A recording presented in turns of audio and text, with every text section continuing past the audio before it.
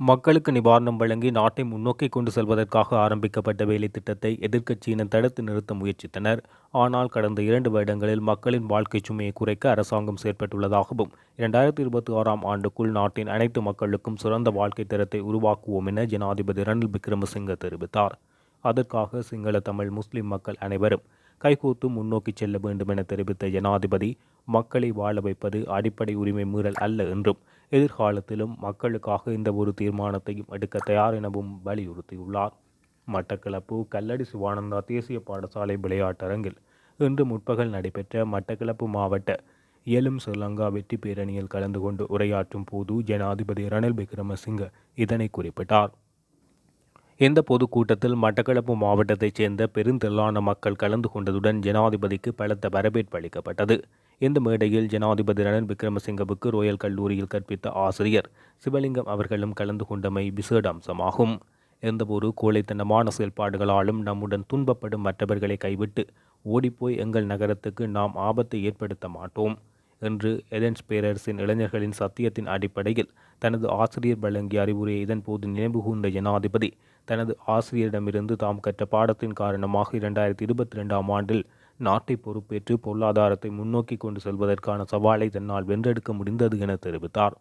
සිවලිංගම් මැතිතුමා 1960 61 62 වගේ කාලේ මං හිතන්නේ මෙතන කවුරුවත් ඉන්නවා කියලා ඒ කාලෙට ඉස්සෙල්ලා ඉපදුනේ අපේ බන්දුල ඇමතුමා හැර මට විතරක් නෙමෙයි දිනේෂ් ගුණවර්ධන ඇමතුමාට අගමැතිතුමාටත් ඉගැන්නුවා. ඉතින් මේ රට ගොඩගත් එක දිහා බැලුවොත් එතුමාටත් දෙන්න ඕනේ ගෞරවයෙන් කොටස. අනුර බණ්ඩාරනායක කතානායකතුමාටත් ඒ වගේම මලික් සමරික්‍රම ඇමතුමාටත් ඒ වගේම ඉගැන්නුවා. කැබිනට් එකකටම ඉගැන්නුවා. ඒ කාලේ රාජකීය විද්‍යාලයේ අපිට ඉගැන්නුවා ඇතන්ස් අධිරාජ්‍ය අවුරුදු 2500 ඇතන්ස් අධිරාජ්‍යයේ තරුණයන් කරපු දියුරුම් ප්‍රකාශය. ඒක ඉංග්‍රීසියෙන් කියනවා නම් we will not bring disgrace to our city by any act of cowardice or desert our suffering comrades in the ranks. 2024ஆம் ஆண்டு அடுத்த மாதம் 21ஆம் தேதி நாங்கள்லாம் வாக்களிக்க காத்திருக்கின்ற ஜனாதிபதி தேர்தலிலே போட்டியிட்டு வெற்றி பெற காத்திருக்கின்ற தற்போதைய நாட்டின் ஜனாதிபதி கௌரவ ரணில் விக்ரமசிங்க அவர்களே, எமது அழைப்பை ஏற்று வரைந்திருக்கின்ற எமது மரியாதைக்குரிய கௌரவ அமைச்சர் பந்தல குணவர்த்தன் அவர்களே, எங்களது மாவட்டத்தினுடைய கௌரவ பார்லமெண்ட் உறுப்பினரும் அமைச்சராக இருக்கின்ற அமைச்சர் பயானந்தன் அவர்களே, தமிழ் மக்கள் விடுதலை புலி கட்சியினுடைய பிரதி தலைவர் ஜெயமணன் அவர்களே, செயலாளர் போலப்பள்ளை பிரசாந்தன் அவர்களே, ஏனைய யூஎம்பி கட்சியினுடைய முக்கியஸ்தர்களே, தமிழ் மக்கள் விடுதலை புலி கட்சியினுடைய தலைவர்கள் உறுப்பினர்களே, செயற்குழு உறுப்பினர்களே, எல்லாவற்றுக்கும் மேலாக மட்டக்களப்பு மாவட்டத்துக்கு பெருமை சேர்க்கின்ற எங்களுடைய பாவியைப் போல இங்கு மக்கள் வெள்ளத்தை அணிதிரட்டி தந்திருக்கின்ற கிராமிய குழு உறுப்பினர்களே, கிராமிய குழுவின் அழைப்பை ஏற்று இந்த மாபெரும் பிரச்சார கூட்டத்தில் பங்கெடுத்திருக்கின்ற தாய்மார்களே, தந்தையர்களே, இளைஞர்களே, ஜோதிகளே, ஊடகவியலாளர்களே, அனைவருக்கும் என்னுடைய அன்பான வணக்கங்கள். ஐபோன். நாங்கள் ஏன் ரணில் விக்ரமசிங்க ஜனாதிபதிகளை வருகிற தேர்தலிலே ஆதரித்து நிற்கிறோம்? என்னன்றி கொண்டார்க்கும் உய்வுண்டாம் உய்வில்லை, செய் நன்றி கொண்ட மகற்கு என்பது திருவள்ளுவர் வாக்கு. இதனுடைய அர்த்தம் என்னவென்றால், ஒருவன் இக்கட்டான சூழலிலே எமக்கு உதவி செய்திருந்தால் என்றால் அவரை கைவிடாமல் மீண்டும் சந்தர்ப்பம் பெறுகிற பொழுதோ மறுமுறை அவருக்கு சந்தர்ப்பத்தை கொடுப்பதும் அவரை நன்றியுடன் கௌரவப்படுத்துவதும் தான் இந்த திருக்குறளுடைய பொருள். அந்த அடிப்படையிலும் இறை நீதியின் அடிப்படையிலும் இயற்கையின் அடிப்படையிலும் அவருக்கு வாய்த்திருக்கிற இந்த பதவியை மீண்டும் ஒரு முறை வழங்குவதனூடாகத்தான் இந்த நாடு பெருமிதம் கொள்ளும் என்று நாங்கள் எண்ணுகிறோம். அந்த அடிப்படையில் எனக்கு முன்னர் பேசிய அனைவரும் சொன்னது போல இந்த நாட்டை மிகவும் இக்கட்டான சூழலிலிருந்து மீட்டெடுத்த ஒரு தலைவர். எல்லோரும் நம்பிக்கை இழந்து வெளியேறுகிற பொழுதும், நாளை என்ன நடந்து விடுமோ என்று ஏங்கிய பொழுதும், ஏன் எம்மை போன்ற பாராளுமன்ற உறுப்பினர்கள், உங்களுடைய மக்கள் ஆணையிலே தெரிவு செய்யப்பட்டவர்கள், ஜனநாயகத்தை நம்பி ஆயுதங்களை கைவிட்டு வந்தவர்கள், வீதிகளிலே வைத்து இளைஞர்கள் மறைத்து கூச்சல் போடுகிற பொழுதோ நான் தலை குனிந்து மிகவும் ஆத்திரப்பட்டு அவர்களை பார்த்து மொனோத கரண்ணோனே என்று ஆத்திரத்தோடு கேட்ட நாளை நான் எண்ணி பார்க்கிறேன். அந்த நேரம் நான் கோட்டாபய ராஜபக்ஷ ஜனாதிபதி அவர்களை ஜனாதிபதி ஆக்கியதை ஏற்று நான் வெக்கி தலை குனிந்தேன். எங்களுடைய பாராளுமன்ற உறுப்பினர்களுக்கு மாத்திரம் உரித்தான எங்களுடைய வாட்ஸ்அப் குறிப்பிலே நான் அதை பதிவேற்றமும் செய்தேன். ஏன் அதை குறிப்பிட சொன்னால், ஒரு ஜனாதிபதியானவர் பல திறமைகளையும் நுண்ணறிவையும் எதிர்காலத்தையும் பற்றி சிந்திக்கக்கூடியவர்களாக இருக்க வேண்டும். தனிப்பட்ட பிரச்சனைகளை தாண்டி தேச நலனும் எதிர்கால மக்களுடைய நலனையும் கருத்தில் கொண்டிருக்க வேண்டும். அந்த அடிப்படையில் நாங்கள் ரணில் விக்ரமசிங்க அவர்களை ஆதரித்திருக்கிறோம். அதே போன்று இந்த நாட்டுக்கு உலகத்திலே ஏற்பட்டு வருகிற பலவிதமான ராஜதந்திர பிரச்சனைகளையும், மத்திய கிழக்கு, அதே போன்ற ஐரோப்பா போன்ற அமெரிக்கா போன்ற மேலாதிக்க சக்திகள், அதுபோன்று ஆசியாவிலே பெரும் வல்லரசாக வர துடித்து கொண்டு வல்லரசு ஆகிக்கொண்டிருக்கிற சைனா, அதே போன்று அண்மையிலே எங்களுடைய கலாச்சாரமும் மதமும், ஏன் பௌத்த மதமும் எல்லா கலாச்சாரங்களையும் தழுவி வந்திருக்கிற எமது அண்மை நாடான இந்திய தேசத்தினுடைய நலன், அவர்களோடு ராஜதந்திர உறவு என்று பலவிதமான ராஜதந்திர நகர்வுகளை எங்கள் நாட்டுக்கே உரித்தான அணிசேரா கொள்கையை மிக கவனமாக கடைப்பிடித்து இன்று வரைக்கும் சரியாக யாருக்கும் உரித்தான நாடில்லை, இளைஞர்களுக்கு மாத்திரம் என்கிற கட்டமைப்பை இன்று உருவாக்கி கொடுத்திருக்கிறவர். அந்த அடிப்படையில் சிறந்த ராஜதந்திரியின் அடிப்படையிலும் நாங்கள் அவரை ஆதரித்திருக்கிறோம். அது மாத்திரமல்ல, இப்பொழுது இயலும் ஸ்ரீலங்காங்கிற கோட்பாட்டிலே வந்து இணைந்து கொள்கிற கட்சிகளை தாண்டி ஜனாதிபதி ரணில் விக்ரமசிங்க ஒரு தனி மனிதராக பார்லமெண்டத்தில் இருந்த பொழுதோ மொட்டு சின்னம் பார்லமெண்ட் உறுப்பினர்கள் உதவி செய்தது போல தமிழ் மக்கள் விடுதலை புலி கட்சியும் ஜனாதிபதி ஆக்குவதற்கு அவருக்கு உதவி செய்தோம்.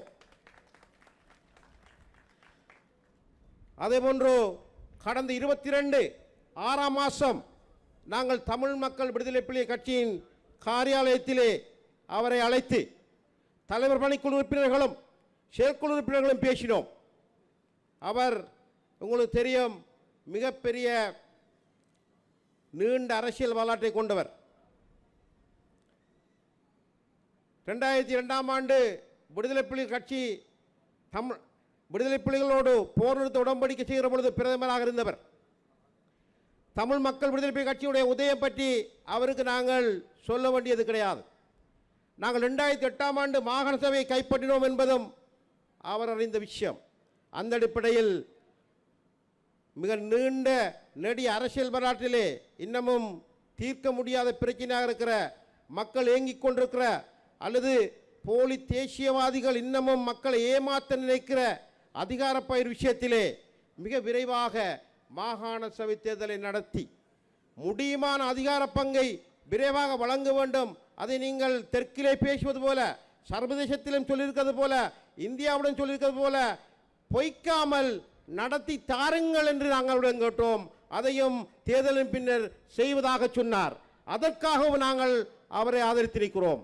ஆக தமிழ் மக்கள் விடுதலை புலிகள் கட்சி ஏனைய கட்சிகளைப் போல ஒப்பந்தங்களை படங்காட்டுவதற்கு ஊடகங்களுக்கு செய்ய வேண்டிய தேவைப்பாடு கிடையாது. ஒரு முறையான நேர்த்தியான திட்டமிடல் ஊடாகத்தான் நாங்கள் இவற்றையெல்லாம் செய்து வருகிறோம். அதேபோன்று தமிழ் மக்கள் விடுதலை புலிகள் கட்சியினுடைய உருவாக்கம் கிழக்கு மாகாண மக்களுக்கு எவ்வளவு அவசியம் என்பதை நாங்கள் 2008ஆம் ஆண்டிலிருந்து இன்று வரைக்கும் உறுதிப்படுத்தி வந்திருக்கிறோம். நான் 2008ஆம் ஆண்டு தொடக்கம் 2012 ஆண்டு வரைக்கும் கிழக்கு மாகாண முதலமைச்சராக இருந்தேன். 76ஆம் ஆண்டு 77ஆம் ஆண்டு தீர்மானங்களிலே தமிழ் தேசிய கூட்டமைப்பு அல்லது தமிழரசு கட்சி எடுத்த முடிவின்பால் ஆயிரக்கணக்கான 50,000க்கு அதிகமான இளைஞர்கள் வேட்கை கொண்டு எழுந்து தனிநாடு கோரிக்கை முடியாமல் போனது. 89ஆம் ஆண்டு இந்திய இலங்கை ஒப்பந்தம் எங்களுடைய கௌரவ ஜனாதிபதி அவர்கள் அமைச்சராக இருக்கிற பொழுது கொண்டு வரப்பட்டது. அப்படியே அது கிடப்பிலே கிடக்க 2008ஆம் ஆண்டு 20 வருடங்களுக்கு பின்னர் நாங்கள் தூசி தட்டி எழுப்பினோம். மீண்டும் 2017ஆம் ஆண்டு அப்படியே கிடப்பிலே கிடக்கிறது. ஆனாலும் இலங்கையினுடைய நிலப்பகுதியிலே கிட்டத்தட்ட 15% நிலப்பகுதி 10,000 சதுர கிலோமீட்டர் நிலப்பகுதி கொண்ட இந்த கிழக்கு மாகாணம் 18 லட்சம் மக்கள் இந்த மண்ணிலே வாழுகிறார்கள். நீர்நிலைகளும் 635 சதுர கிலோமீட்டரை கொண்டது. கடல் எல்லை என்பது 431 கிலோமீட்டர் நீளமானது. இங்கு வாழுகிற மக்களிலே 70% மக்கள் விவசாயிகள். ஆனாலும் விவசாய உற்பத்தியிலே நாங்கள் தேசிய உற்பத்தியிலே 10% தான் நாங்கள் எட்டியிருக்கிறோம். மீன்பிடியிலே வெறும் 6% எட்டியிருக்கிறோம். கைத்தொழிலே 4.2, சேவைகள் ஏனையவற்றிலே 5% நாங்கள் எட்டியிருக்கிறோம். ஏன் நான் இவற்றையெல்லாம் குறிப்பிடுகிறேன் என்று சொன்னால், எங்களுடைய நாட்டின் ஜனாதிபதி அவர்கள் வென்ற பின்னர் அல்லது அவர் இப்பொழுது வடிவமைத்திருக்கிற திட்டத்தினூடாக கிழக்கு மாகாணத்தினுடைய அபிவிருத்தி, கரையோரத்தில் இருக்கிற சுற்றுலா அபிவிருத்தி, துறைமுக அபிவிருத்தி, போக்குவரத்து அபிவிருத்தி என்று பல திட்டங்களை முன்மொழிந்திருக்கிறார், வடிவமைத்திருக்கிறார். இந்த நிலைமை மாற்றப்பட்டால், நாங்கள் எண்ணுகிற இலக்கு அடையப்பட்டால், மாகாண சபை முறைமைகளும் பலமாக கொண்டு வரப்படுகிற பொழுது, மத்திய அரசாங்கம் அதற்கு அதிகாரத்தையும் நிதிகளையும் ஒதுக்குகிற பொழுது, நிச்சயமாக இங்கு இன்னமும் ஏக்கத்தோடு இருக்கிற தந்தையர்களுடைய அந்த கனவு நனவாகும். உங்களுடைய குழந்தைகள், உங்களுடைய பிள்ளைகள் நாளை செல்வந்தர்களாக அச்சமில்லாமல் வெளிநாடு மோகத்திலே ஓடாமல் இங்கு வேலைவாய்ப்புகளை பெற்று வாழ முடியும் என்பதை நான் உறுதியாக உங்களுக்கு சொல்லி வைக்க விரும்புகிறேன். ஆக தமிழ் மக்கள் விடுதலை புலிகள் கட்சி ஒரு நல்ல நோக்கத்தோடு, தூர இலக்கோடு தான் ரணில் விக்ரமசிங்க ஜனாதிபதி அவர்களை இந்த ஆண்டு ஆக்குவதற்கு முனைப்பு காட்டி நிற்கிறது. அந்த அடிப்படையில் இங்கு சமுத்திரம் போல கூடியிருக்கிற எங்களது மக்களே, கிராமிய குழு உறுப்பினர்களே, நாங்கள் மேடைகளை போட்டு சவால் விடுப்பது நோக்கமல்ல. நூற்றுக்கணக்கான கிராமங்களே இருந்து திரட்டப்பட்ட மக்கள் இங்கு கூடியிருப்பது போல எதிர் வருகிற தேர்தலுக்கு முன்னர் வீடு வீடாக சென்று மக்களை தெளிவுபடுத்தி ரணில் விக்ரமசிங்க ஜனாதிபதியுடைய வேலை திட்டம் என்ன என்பதையும், அவருடைய கேஸ் போத்தலுக்கு அடையாளமிடுவதன் கட்டாயத்தினையும் வலியுறுத்தி இங்கிருக்கிற வாக்கிலே 3 லட்சம் வாக்குகளோடு இந்த நாட்டிலே ஒரு சிறந்த ஜனாதிபதியாக வருவதற்கு நீங்கள் எல்லோரும் களப்பணி செய்ய வேண்டும் என்று உங்களிடம் வினயமாக கேட்டுக்கொள்கிறேன். அந்த அடிப்படையில் நீங்கள் இந்த முடிவுகளை நோக்கி உழைப்பீர்கள், உழைத்தாக வேண்டும். தேசிய ரீதியிலே வெற்றியிலே மட்டக்களப்பு மாவட்டமும் அதிலே சிறப்பான வெற்றியை காட்டும் என்று நம்புகிறேன். நான் முடித்துக் கொள்கிறேன். நன்றி, வணக்கம். இந்த நாடு இருண்ட யுகத்திலிருந்து விடுதலை பெற்றுக் கொடுத்து இந்த நாட்டின் பொருளாதார நெருக்கடிக்கு முற்றுப்புள்ளி வைத்து இந்த நாட்டில் ஒவ்வொரு நாளும் எவ்வாறு எரிவாயுக்களையும் எரிபொருட்களையும் பெறப்போகின்றோம் என்ற ஏக்கத்துடன் வங்காளதேசிலே இன்று இடம்பெற்றுள்ள மாபெரும் புரட்சி போல் ஒரு கிளர்ச்சி இந்த நாட்டில் ஏற்படாமல் தடுத்து நிறுத்தியவர் எமது ஜனாதிபதி ரணில் விக்ரமசிங்க அவர்கள்.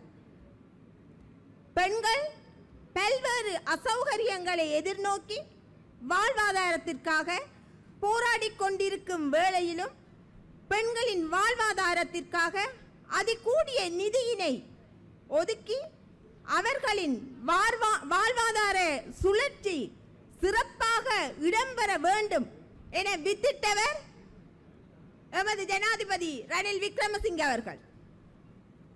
நாட்டை பொறுப்பேற்காது அனைத்து கட்சிகளும் தலைவர்களையும் பொறுப்பேற்க அழைத்த போது ஓடி ஒளிந்து தங்களது இயலாமையை வெளிப்படுத்தி எதுவும் செய்ய முடியாமல் தாங்களும் எரிவாயுக்களுக்கு வரிசையில் காத்து நின்றவர்கள் இன்று நாட்டை தாருங்கள் தாருங்கள் என கோஷமிட்டுக் கொண்டு இருக்கின்றார்கள். சர்வதேச கொள்கையும் உள்நாட்டு கொள்கையும் தெரியாமல் ஓடி ஒளிந்தவர்கள் இன்று நாட்டினை கட்டியெழுப்பி வருகின்ற ஜனாதிபதி ரணில் விக்ரமசிங்கே அவர்களை வீட்டிற்கு அனுப்பிவிட்டு எவ்வாறு நாட்டை வளமாக்க போகின்றார்கள்?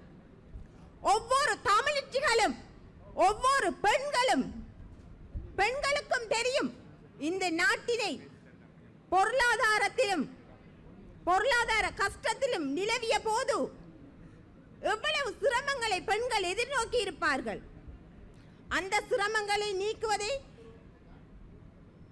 இன்று அரைக்குறையான நாட்டை கட்டியெழுப்பிக் கொண்டு வருகின்ற ரணில் விக்ரமசிங்கே அவர்கள் தொடர்ந்தும் ஜனாதிபதியாக இருக்கின்ற போதுதான் மிக மோசமான நிலையில் காணப்படும் பொருளாதாரத்தை சீர்படுத்த முடியும்.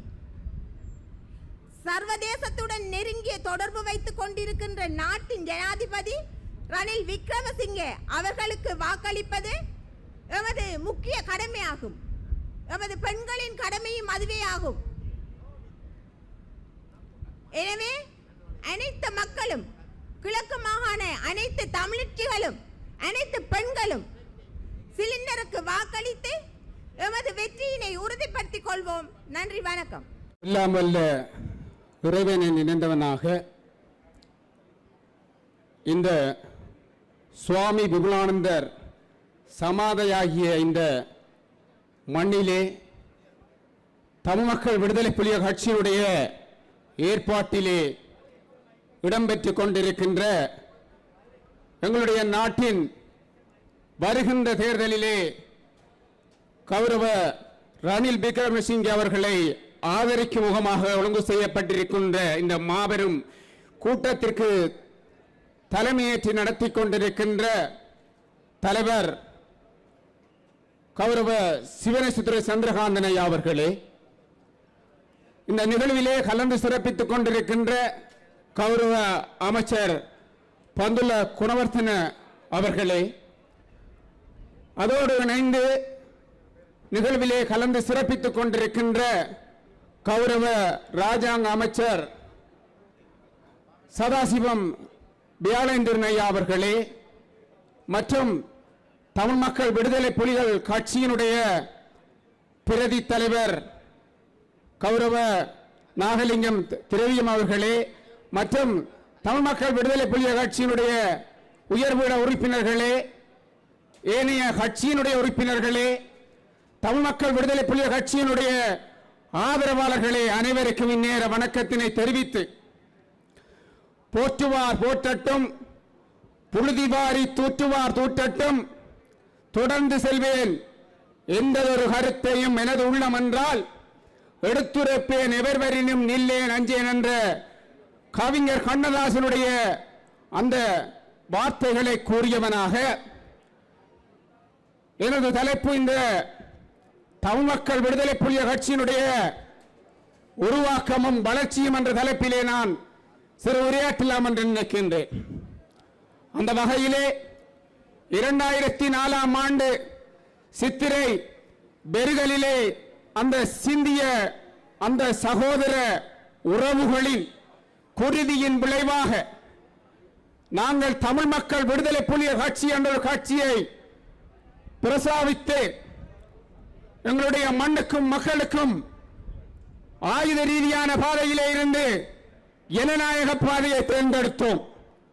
அந்த வகையிலே கிழக்கு மக்களின் தன்மானத்தையும் சுயமரியாதையும் தட்டி எழுப்பினோம்.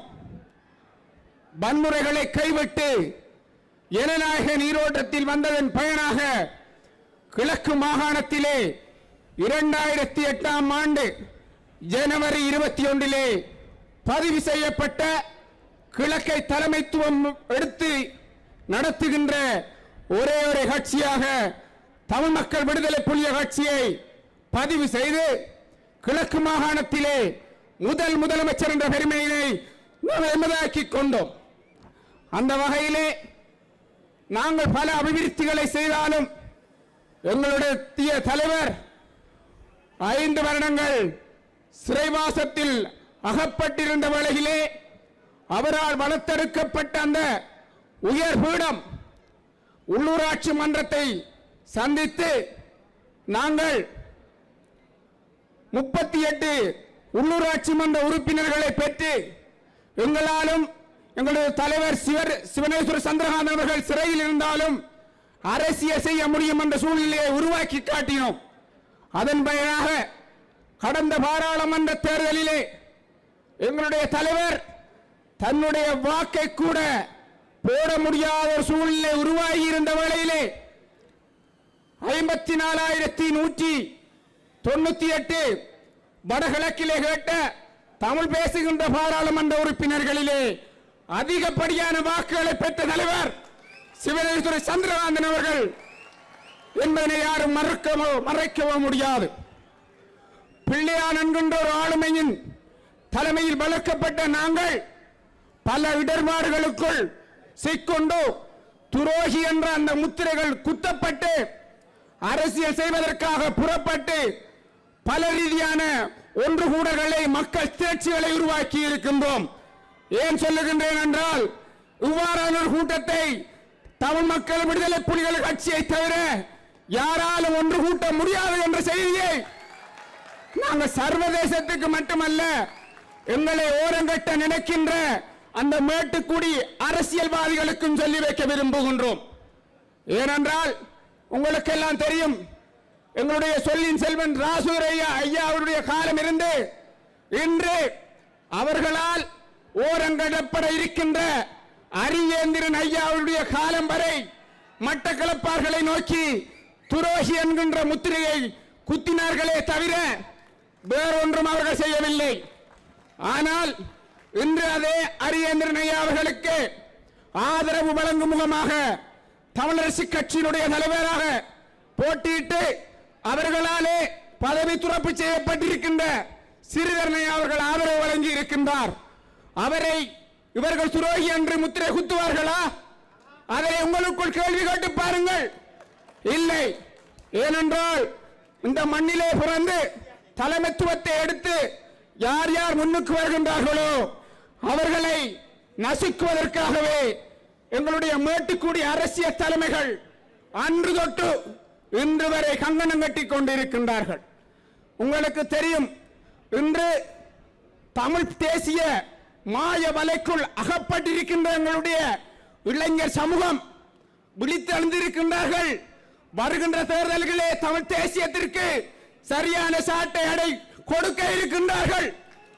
அதன் பயனாக தமிழ் மக்கள் விடுதலை புலிகள் கட்சியோடு ஒன்றிணைந்து மாபெரும் சக்தியாக இந்த கிழக்கு மாகாணத்திலே அரசியல் ரீதியாக நீரோட்டத்திலே அன்பாக மாவட்ட அமைப்பாளர் என்ற ரீதியாக இளைஞர்களுக்கு நான் ஒரு அன்பான வேண்டுகோள் விடுக்கின்றேன்.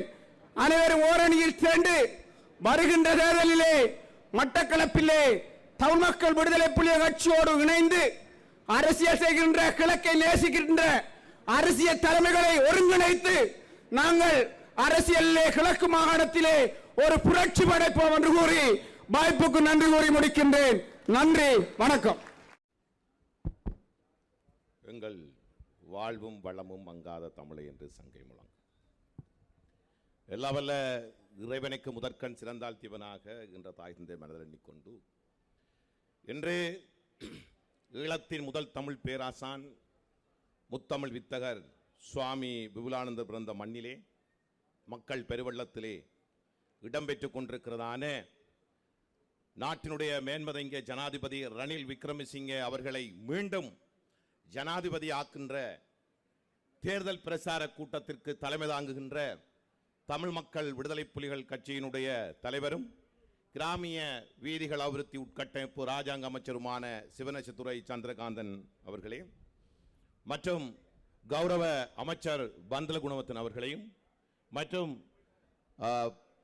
டிஎம்பிபி கட்சியினுடைய பொதுச் செயலாளர் நண்பர் பிரசாந்தன், இணைப்பு செயலாளர் தேவராஜ், அருண், வருணன், சுரேஷ் மற்றும் இந்த நிகழ்விலே கலந்து கொண்டிருக்கிற ஐக்கிய தேசிய கட்சியினுடைய பிரமுகர்கள், என் உயிருக்கு நேரான அன்பு உறவுகள், ஊடக நண்பர்கள், உங்கள் அனைவருக்கும் அன்பின் பணிவு. உங்களுக்கு தெரியும், நாங்கள் ஏன் ரணில் விக்ரமசிங்க அவர்களை இந்த தேர்தலிலே ஆதரிக்க வேண்டும். கடந்த காலத்தில் உங்களுக்கு தெரியும் நாங்கள் யாரை ஆதரித்தோம் என்று உங்களுக்கு நன்றாக தெரியும்.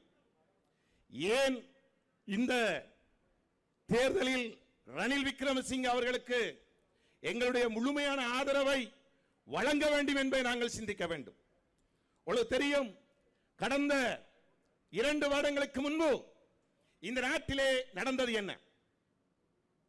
ஒரு மிகப்பெரிய பொருளாதார வீழ்ச்சி. இந்த பொருளாதார வீழ்ச்சியினால் பலர் சொன்னார்கள், பல 100 வருடங்கள் சென்றாலும் இலங்கை மீள கட்டியெழுப்ப முடியாது.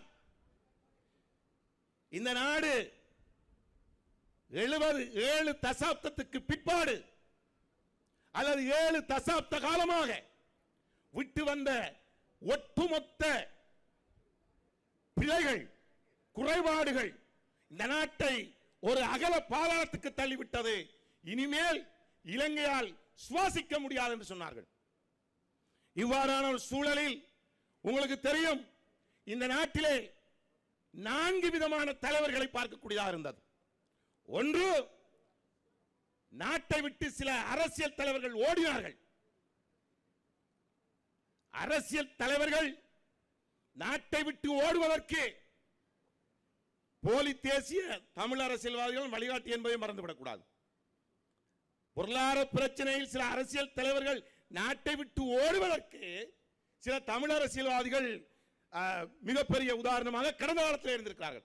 பிரச்சனை வந்தால் அப்படி ஓடுவது என்று. சிலர் நாட்டை விட்டு ஓடினார்கள், சிலர் நாட்டுக்குள்ளே ஒளித்துக் கொண்டார்கள். 2வது பிரிவு. 3வது பிரிவு, முன்னாள் ஜனாதிபதி இந்த நாட்டை யாராவது வந்து பொறுப்படுங்கள் என்று சொன்ன போதோ யாரும் முன்வரவில்லை. பாராளுமன்றத்தில் இருந்து கொண்டோ பாராளுமன்றத்துக்கு வெளியே இருந்து கொண்டோ காதல் கடிதம் எழுதுவோல் கடிதம் எழுதி கொண்டிருந்தார்கள். இந்த 3 விதமான தலைவர்கள் மத்தியிலே 4வது ஒரு தலைவராக நாட்டிலே எல்லோரும் இருளை திட்டிக் கொண்டிருந்த பொழுது, நாட்டிலே இருளை பார்த்து பேசிக் கொண்டிருந்த பொழுது, பிரச்சனைகளை வைத்து அரசியல் லாபம் தேடிக்கொண்டிருந்த பொழுது, இந்த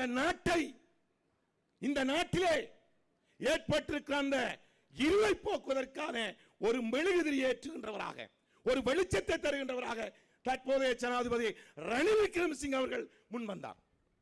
அவருக்கு நாங்கள் எல்லோரும், இந்த மட்டக்களப்பு மக்கள் எல்லோரும் சேர்ந்த ஒரு பெரிய பாராட்டை நாங்கள் தெரிவிக்கிறோம், கடமைப்பட்டிருக்கின்றோம். உண்மையிலே உங்களுக்கு தெரியும், கோல்பேஸ் ஓரமாக என்ன நடந்தது உங்களுக்கு தெரியும். கோல்பேஸ் கடற்கரை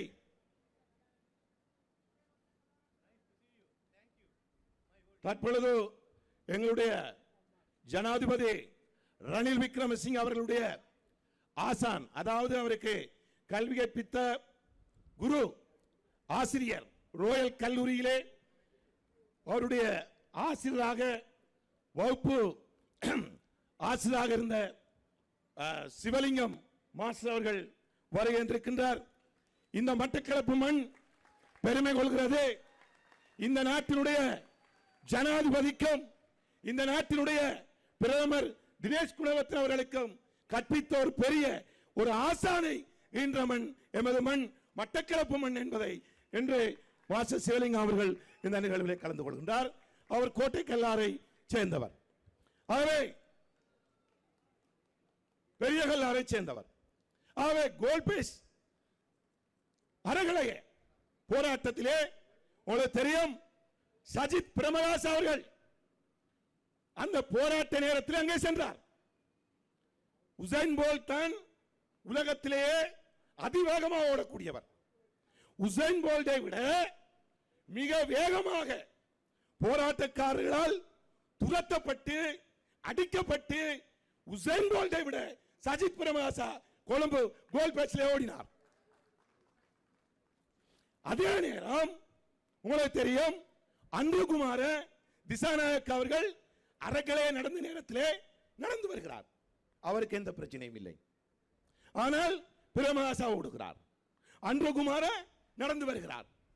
நான் என்ன சொல்ல வருகிறேன் என்றால், பிரேமதாசா சஜித் பிரேமதாசா அவர்கள் பிரச்சனையை வைத்து அரசியல் செய்ய போனார்.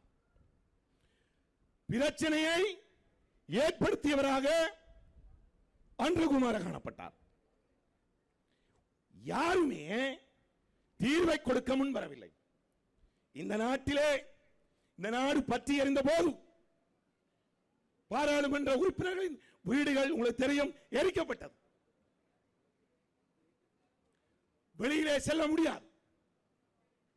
கேஸுக்கு லைன், பெட்ரோலுக்கு லைன், டீசலுக்கு லைன், மண்ணெண்ணெய்க்கு லைன், காசு இருக்கும், பொருள் இல்லை.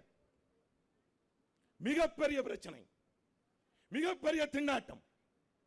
ஆனால் உங்களுக்கு தெரியும், இப்படியான சூழலில் இந்த நாட்டை மீட்டெடுக்க வேண்டும், இந்த நாட்டிலே ஒரு வலுவான பொருளாதார வளர்ச்சியை ஏற்படுத்த வேண்டும் என்பதற்காக துணிச்சலாக முன்வந்தவர் தான் தற்போதைய ஜனாதிபதி ரணில் விக்ரமசிங்க அவர்கள். அவரை நாங்கள் மறக்க முடியாது. அந்த காரணத்தினால் தான் இன்று ஒட்டுமொத்த இலங்கை மக்களும் தீர்மானித்திருக்கிறார்கள் ரணில் விக்ரமசிங்க அவர்களை ஆதரிக்க வேண்டும். உங்களுக்கு தெரியும், இந்த நாட்டில் ஒரு பொருளாதார வீழ்ச்சி ஏற்பட்ட போது, பேராபத்து ஏற்பட்ட போது, எங்களுடைய மட்டக்களப்பிலே கூட பிள்ளையானன் அவர்களுடைய அலுவலகம், என்னுடைய அலுவலகத்தை கூட பலர் எரிக்க வந்தார்கள். ஆனால் இந்த மட்டக்களப்பு மக்கள், எம்மை உயிருக்கு நேராக நேசிக்கிற மக்கள் அவர்களை விரட்டி அடித்தார்கள். ஆகவே ஒரு விடயத்தை நான் கூறிக்கொள்ள விரும்புகிறேன். இந்த நாட்டை அடுத்த 5 வருடம் ஆட்சி செய்ய வேண்டுமானால் ஒரு experience, intelligent, knowledge, international relationship, சர்வதேச தொடர்பு, அறிவு, முதிர்ச்சி, அனுபவம் வாய்ந்த ஒரு தலைவரால் மட்டும்தான் இந்த நாட்டை அடுத்த 5 வருஷத்துக்கு கொண்டு சேர்க்க முடியும். அது ஒரே ஒருவர், ரணில் விக்ரமசிங்க என்பதை நான் உங்களுக்கு கூறிக்கொள்ள விரும்புகிறேன். ரணில் விக்ரமசிங்க அவர்கள் மட்டும்தான் அடுத்த 5 வருஷத்துக்கு நாட்டை கொண்டு செல்ல முடியும். ஆகவே ஒட்டுமொத்த மக்கள் தீர்மானித்து விட்டார்கள். எதிர்வரும் செப்டம்பர் 21ஆம் தேதி கேஸ் சிலிண்டர், இந்த சின்னம் மிக முக்கியமான சின்னம். செப்டம்பர் 21ஆம் தேதி அன்புகுமார் அவர்களும் சஜித் பிரேமதாச அவர்களும் ரணில் விக்ரமசிங்க அவர்களுக்கு வாக்களிக்காவிட்டால் அவர்களும் வாக்களிக்க வேண்டும். ஏன் தெரியுமா? கேஸ் சிலிண்டருக்கு வாக்களிக்காவிட்டால், கேஸ் சிலிண்டருக்கு வாக்களித்தால் கேஸ் சிலிண்டர் வீடு தேடி வரும். கேஸ் சிலிண்டருக்கு வாக்களிக்காவிட்டால் நாம் கேஸ் சிலிண்டரை தேடி ரோட்டுக்கு போக வேண்டி வரும். இதுதான் உண்மை. ஆகவே கேஸ் சிலிண்டருக்கு வாக்களித்து கேஸ் சிலிண்டரை வீட்டை கொண்டு வருவதா, அல்லது கேஸ் சிலிண்டருக்கு வாக்களிக்காமல் நாம் கேஸை தேடி ரோட்டுக்கு செல்வா என்பதை தீர்மானிப்பது நீங்கள். நிச்சயமாக மட்டக்களப்பிலே 80% மேற்பட்ட வாக்குகளை மட்டக்களப்பு வாக்காளர் பெருமக்கள் ரணில் விக்ரமசிங்க அவர்களுக்கு வழங்குவார் என்று கூறி விடைபெறுகிறேன். நன்றி, வணக்கம். ආයුබෝවන්, වණක්කම්, අස්සලාමු අලයිකුම්. සියලු දෙනාට සුබ දහවලක්. අපේ මගේ සහෝදර කැබිනට් අමාත්‍ය නැගෙනහිර පළාතේ දේශපාලන නායකත්වය පොදු ජනයාගේ බලාපොරොත්තු හා ප්‍රාර්ථනය වන සිවනේතුරේ පිල්ලයන් ගරු ඇමැතුමත් වියලේන්ද්‍රන් අපේ සහෝදර අමාත්‍යතුමත් අනෙකුත් දේශපාලන නායකයනුත් ආගමික නායකතුමන්ලත් දයාබර දෙමව්පියන් සහෝදර සහෝදරියන් ඇතුළු ඔබ සියලු දෙනාගෙන් අවසර. எனவே அன்புக்கும் மதிப்புக்கும் உரிய ராஜாங்க அமைச்சர் கௌரவ சிவனேஸ்வர சந்திரகாந்தன் பிள்ளையான் அவர்களே, அதே போன்று கௌரவ ராஜாங்க அமைச்சர் வியாழேந்திரன் அவர்களே மற்றும் மத குருமார்களே, இங்கே வருகை தந்திருக்கின்ற பெரியோர்களே, உங்கள் அனைவருக்கும் என் அன்பின் பணிவுகள். රනිල් වික්‍රමසිංහ ජනාධිපතිතුමාගේ නායකත්වයේ යටතේ ප්‍රවාණ මහාමාර්ග අමාත්‍යාංශයේ එක වහලයක් යට මගෙත් එක්ක වැඩ කරන්නේ මේ පළාතේ නායක පිල්ලයන් අමාත්‍යතුමා. கௌரவ ரணில் விக்ரமசிங்கே அவர்களுடைய அமைச்சரவையிலே என்னுடைய அமைச்சின் கீழ் ஒரே கூரையின் கீழ் இந்த பிரதேசத்துக்கு வேலை செய்கின்ற ஒரே அமைச்சர் கௌரவ சிவனேசத்துறை சந்திரகாந்தன் என்பதை நான் இங்கே கூறி வைக்க விரும்புகின்றேன். එතුමා මට සලකලා තියෙන ක්‍රමය තමයි මට රජයෙන් වෙන් වෙලා තියෙන මුදලුත් පුළුවන් තරම් වැඩිම ප්‍රමාණයක් නැගෙනහිර පළාතේ තමුන්නාන්සේලා වෙනුවෙන් අරන් ඒම තමයි කරලා තියෙන්නේ කියන එක මම සඳහන් කරන්න ඕනේ.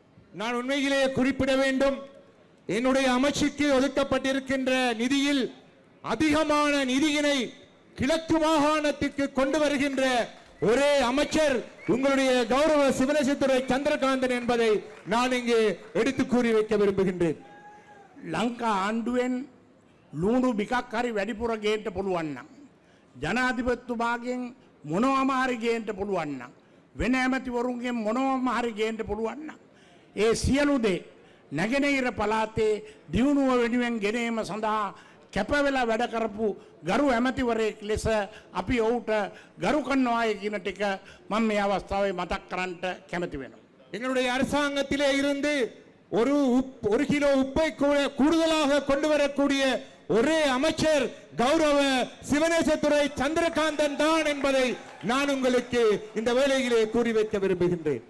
ඒ නිසා නැගෙනහිර පළාතට පාලම් වලට පාරවල් වලට ඇලිකට් වලට වේලි වලට වැඩිම ප්‍රමාණයක් පහුගිය අවුරුදු දෙකේ මේ පළාතට ආපු ඇමතිවරයාත් මමයි කියන එක මම මේ අවස්ථාවේ මතක් කරනවා. கிழக்கு மாகாணத்துக்கு அதிகளவான வீதிகளையும் அதிகளவான கட்டிடங்களையும் அதிகளவான பாலங்களையும் அதிகளவான மகா பெரிய வீதிகளையும் அமைத்து அதிக கூடிய அளவு கிழக்கு மாகாணத்துக்கு விஜயம் செய்த ஒரே அமைச்சரவை அந்தஸ்துள்ள அமைச்சர் நான் என்பதையும் இந்த வேளையிலே நான் கூறிக்கொள்ள விரும்புகின்றேன். එතුමා වැඩි වැඩියෙන් මාව ගෙන්නා ගැනීම නිසා එතුමාගේ කාර්යාලයේ මාව නතර කරගන්න කියලා හිතලා වෙනම අලුත් කාමරයක් හැදුවයි කියන ටිකත් මම තමුන්නාසලට මතක් කරනවා. என்னை அங்கே அழைத்து வருகின்ற காரணத்தினால், நான் அதிகமாக மட்டக்களப்புக்கு வருகை தருகின்ற காரணத்தினால் எனக்காக ஒரு பகுதியினை அவருடைய காரியாலயத்திலே அமைத்து அங்கேயே தங்க வைப்பதற்கான முயற்சிகளையும் அவர் மேற்கொண்டிருந்தார் என்பதையும் நான் இந்த வேளையிலே கூறி வைக்க விரும்புகிறேன். ඒ අනුව අපි පසුගිය මාසේ නැගෙනහිර පළාතේ තමුන්නාන්සේලාගේ දරුවන්ගේ විවිධ පළාත්වල දරුවන්ට උසස් අධ්‍යාපනය ලබා දෙන නැගෙනහිර විශ්වවිද්‍යාලයේ මම්මාවත් ඇතුළු පරිසරය වෙනස් කරන්න අපි විශ්වවිද්‍යාලයට ගියා. நாங்கள் சென்ற மாதத்திலே பல்வேறு குறைபாடுகளோடு இருக்கின்ற பல்வேறு தேவைகளோடு இருக்கின்ற கிழக்கு பல்கலைக்கழகத்துக்கு சென்று பல்வேறு தேவைகளை பார்த்து அவற்றையெல்லாம் நாங்கள் சென்ற மாதத்திலே நிவர்த்தி செய்திருந்தோம், அவற்றை பார்வையிட்டிருந்தோம். එහිදී විශ්වවිද්‍යාලයේ උපකුලපතිතුමත් මහාචාර්ය ආචාර්යතුමන්ලත් පීඨාධිපතිතුමන්ලත් අනධ්‍යයන කාර්ය මණ්ඩලත් ශිෂ්‍යනුත් අමතා මම නැගෙනහිර දේශනයක් කරා. நான் அந்த வேளையிலே உபவேந்தர் அவர்கள், விரிவுரையாளர்கள் மற்றும் உயர் கல்வியாளர்கள் முன்னிலையில், மாணவர்கள் முன்னிலையில் கல்வி தொடர்பாக ஒரு உபதேசத்தினை, ஒரு விரிவுரையினை நான் நிகழ்த்தியிருந்தேன். ඒ දේශනය අවසන් වෙලා යන අවස්ථාවේදී නැගෙනහිර පළාතේ විශ්වවිද්‍යාලයේ මගේ මිත්‍ර මහාචාර්යතුමන්ලා කීප දෙනෙකුට මම රාජකාරියක් පැවරුවා. අනාගත ජනාධිපති වර්ණය පිළිබඳ මේ නැගෙනහිර පළාතේ හැඩගැස්ම පිළිබඳ ජනයාගේ සිතුම් පැතුම් ආකල්ප පිළිබඳ පොඩි සමීක්ෂණයක් කරන්නට කියලා. நான் அந்த வேளையிலே அந்த நிகழ்வு முடிவடைந்து வந்த வேளையில் பல விரிவுரையாளர்களிடம் கூறியிருந்தேன், இந்த பிரதேசத்தினுடைய தேவைகள், இந்த பிரதேசத்தினுடைய அடிப்படை தேவைகளை பற்றிய ஒரு ஆய்வினை மேற்கொள்ளுமாறு நான் அவர்களுக்கு ஆலோசனை வழங்கியிருந்தேன். ඒ හිතවතුන් කීප දෙනා අද උදේ මේ ස්ථානට එන්න කලින් හෝටලේදී මාව මුණ ගැසුණා. அந்த விரிவுரையாளர்களில் பலர் இன்று நான் இந்த இடத்துக்கு வருவதற்கு முன்னர் என்னை ஹோட்டலிலே வந்து சந்தித்தார்கள். ඔවුන් සඳහන් කළා නැගෙනහිර පළාතේ තරංගයේ තියෙන අපේක්ෂකයෝ දෙන්නෙක් අතර විතරයි. අනුර කුමාරට ජනතා විමුක්ති පෙරමුණට නැගෙනහිර පළාතේ කිසිම ජනතා බලාපොරොත්තුවක් නැතේ කියන එක. அவர்கள் கூறியிருந்தார்கள் இந்த கிழக்கு மாகாணத்திலே 2 வேட்பாளர்களுக்கிடையில் தான் போட்டி இருக்கின்றது. ஆனால் அனுரகுமார திசாநாயக் அவர்களை பற்றி நாங்கள் கவலைப்படவில்லை, அவருக்கு இங்கே செல்வாக்கு இல்லை என்பதை அவர்கள் கூறியிருந்தார். මේ ජනාධිපති වර්ණයේදී තරඟ වදින අපේක්ෂකයන් දෙදෙනයි කිව්වා සජිත් ප්‍රේමදාස හා රනිල් වික්‍රමසිංහ. இந்த தேர்தலிலே 2 பேருக்கிடையில் தான் இந்த மாகாணத்திலே போட்டி இருக்கின்றது, சஜித் பிரேமதாஸ் அவர்களுக்கும் ரணில் விக்ரமசிங்கே அவர்களுக்கும். ප්‍රජාතන්ත්‍රවාදයේ බේරා ගැනීමත් නැවත මිනිස්යන්ට හුස්ම ගන්න පුළුවන් ආර්ථිකයක් ගොඩනැගීමත් අනාගතයේ ගොඩනැගීම් පිළිබඳ පැහැදිලි වැඩපිළිවෙලක් පැවතීමත් කියන හේතු මත මේ පළාතේ ඉන්න පොදු ජනයාගෙන් 70%කට වඩා වැඩි ඡන්දයකින් මේ මඩ නැගෙනහිර පළාත ජයග්‍රහණය කරන්නේ රනිල් වික්‍රමසිංහ කියන ටික ඔවුන් මට සඳහන් කළාය කියන එක මතක් කරන්න ඕනේ. இந்த நாட்டினுடைய பொருளாதார அபிவிருத்தியில் இந்த நாட்டை மீட்டெடுப்பதற்கு இங்கே அர்ப்பணிப்போடு கடமையாற்றியவர் கௌரவ ரணில் விக்ரமசிங்கே அவர்கள். ஆதலால் 175% வீதத்துக்கும் அதிகமான வாக்காளர்கள் ரணில் விக்ரமசிங்கே அவர்களுக்கு வாக்களிப்பதற்கு தயாராக இருக்கின்றார்கள் என்பதை அவர்கள் இன்று என்னிடம் குறிப்பிட்டார்கள். ඒට මේ රටේ සියලුම දේශපාලන පක්ෂවල ඉතිහාසයේ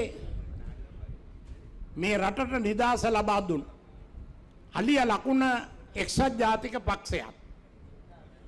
ඒ වගේම 56 පොදු ජන යුගයක් ඇති කරපු SWRD බණ්ඩාරනායක පිලිප් ගුණවර්ධන මහජන එක්සත් පෙරමුණත් මෑතකදී රට ආණ්ඩු කරපු පෝට්ටුව ඇතුළු ලංකාවේ සියලුම දේශපාලන පක්ෂ පාට එකතු කරගෙන ස්වාධීන අපේක්ෂකයෙක් ලෙස පොදු අපේක්ෂකයට ජනාධිපති වර්ණයට ඉදිරිපත් වෙන්නේ රනිල් වික්‍රමසිංහ පමණයි කියන ටික අපි මතක් කරගමු. இந்த நாட்டுக்கு சுதந்திரத்தை பெற்றுத்தந்த வேளையில் ஐக்கிய தேசிய கட்சி அரசாங்கத்தில் இருந்து சுதந்திர கட்சி அரசாங்கம், பொதுஜன ஐக்கிய முன்னணி அரசாங்கம், இன்னும் பல்வேறு கட்சிகள் ஒன்றிணைந்து ஒரு பொது வேட்பாளராக ரணில் விக்ரமசிங்கே அவர்களை பொதுவான வேட்பாளராக வெற்றி வேட்பாளராக நிலைநிறுத்தி இருக்கின்றார்கள் என்பதை இந்த வேளையிலே நான் கூறிக்கொள்ள விரும்புகிறேன். මේ මහා දේශපාලන පක්ෂ ප්‍රවාහයට අපේ සිවනේත්‍රුවේ පිල්ලයන් නැමැත්තුමාගේ පක්ෂත් අතවුල්වල ඇතුළු මුස්ලිම් දෙමළ මහා පක්ෂ රාශියක්ගේ පොදු අපේක්ෂකයා රනිල් වික්‍රමසිංහ පමණයි. அந்த பெரிய கட்சிகளோடு இணைந்து தமிழ் மக்கள் விடுதலை புலிகள் கட்சியும் அதாவுல்லா அவர்களுடைய கட்சியும் ஒன்றிணைந்து இந்த பொது வேட்பாளருக்கு ஆதரவு நல்குவதற்கு முன்வந்திருக்கின்றார்கள். මේ රටේ ජනතාව මේවර ඡන්දය දෙන්නේ රනිල් වික්‍රමසිංහ දිනවීම සඳහා නොවේ. මේ ලංකාව අපේ මාතෘ භූමිය නැවත ගොඩනැගීමේ වැඩසටහනක් ජයග්‍රහණය කරවීම සඳහායි කියන ටික මම ප්‍රථමයෙන් මතක් කළ යුතු වෙනවා. இந்த முறை எங்களுடைய மக்கள் வாக்களிப்பது ரணில் விக்ரமசிங்கே அவர்களுக்காக அல்ல, எமது நாட்டை நேசிக்கின்ற அந்த மக்கள் ரணில் விக்ரமசிங்கே அவர்கள் தான் மீண்டும் ஜனாதிபதியாக வர வேண்டும் என்பதற்காக அவருக்கு வாக்களிப்பதற்கு தயாராக இருக்கின்றார். නිදහසින් පසු අපේ ලංකාවේ ඉතිහාසයේ අපි කවුරුවත් මුහුණ නොදුන්න දැවැන්තම ආර්ථික අර්බුදයට 2022දී අපේ රට මුහුණ දුන්නා. சுதந்திரத்துக்கு பின்னர் எந்த நாளும் நாங்கள் அனுபவிக்காத மிக மோசமான பொருளாதார நிலையினை 2022ஆம் ஆண்டு நாங்கள் அனைவரும் அனுபவித்தோம். அந்த பொருளாதார நெருக்கடியினை ඒ අවස්ථාවේ ජනතා විමුක්ති පෙරමුණ සජබේ තුල ඉන්න ප්‍රචණ්ඩකාරීන් සියලු දෙනා එක්ක විශාල අරගලයක් රට තුල දියත් කළා. அந்த வேளையில் ஜேவிபி உட்பட பலர் இந்த நாட்டு அரசாங்கத்துக்கு எதிராக பல அறகலையினை மேற்கொண்டார்கள்.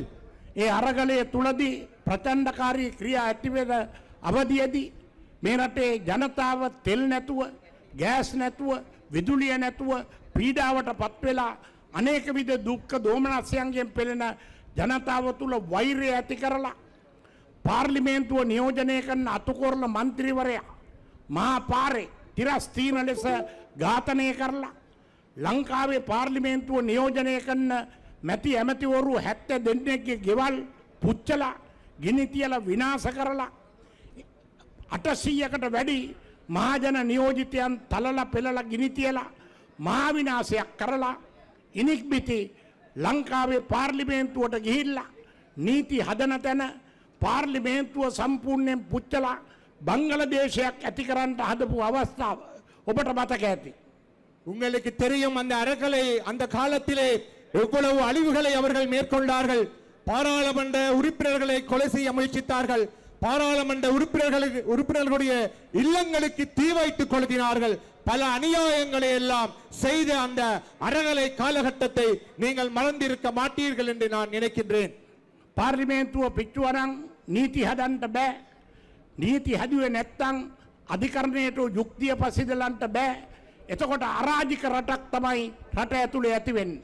பாராளுமன்றத்துக்கு நெருப்பு வைத்து அதனை அழித்து விட்டால் சட்டங்களை இயற்ற முடியாது. சட்டங்களை இயற்ற முடியாது விட்டால் இந்த நாட்டில் அவர்கள் விரும்புகின்ற வேலைகளை எல்லாம் செய்யலாம், அந்த அநியாயங்களை எல்லாம் செய்யலாம் என்று அவர்கள் நினைத்திருந்தார்கள். ඒ අවස්ථාවේ ප්‍රජාතන්ත්‍රවාදය හා මිනිස් අයිතිය බේරා ගැනීම සඳහා මේ වර්ග සැතැම්ම 25332 තුල එකම එක මිනිහයි ඉතුරු වුණේ. அந்த வேளையிலே இந்த நாட்டிலே அழிவுகளை மேற்கொண்டு இருந்த வேளையிலே இந்த 225 பேர்களிலே ஒரே ஒருவர் மாத்திரம்தான் மெஞ்சி இருந்தார் இந்த நாட்டை பாரமடிப்பதற்கு. රනිල් වික්‍රමසිංහ අනදුන්නා සේනාධි නායකයා වශයෙන් මේ අරගර කරුවෝ මර්ධනය කරලා ලංකාවේ උත්තරීතර ආයතනය පාර්ලිමේන්තුව බේරගැනීමේ කටයුත්ත කරන්නටය කියලා අනදීපු කෂේරුකාවක් තියෙන ලාංකීය එකම දේශපාලන நாயකයා රනිල් වික්‍රමසිංහ පමණයි කියන එක අපි මතක් කරගන්න. இந்த நாட்டினுடைய ஜனநாயகத்தை பாதுகாத்து, இந்த நாட்டினுடைய பாராளுமன்றத்தை பாதுகாத்து, இந்த அறகலைக்காரர்களை அழித்து ஒழிக்குமாறு கட்டளையிட்ட ஒரே ஜனாதிபதி ரணில் விக்ரமசிங்க அவர் என்பதை நீங்கள் யாவரும் மறந்துவிடக் கூடாது. அவர்தான் இந்த நாட்டை காப்பாற்றுவதற்கு முன்வந்தார்கள். ප්‍රජාතන්ත්‍රවාදයේ තිබුණොත් තමයි ඔබතුමන්ලට ප්‍රාදේශ සභාව ඡන්දය පැවැත්වෙන්නේ, පළාත් සභාවේ ඡන්දය පැවැත්වෙන්නේ, පාර්ලිමේන්තුවේ ඡන්දය පැවැත්වෙන්නේ.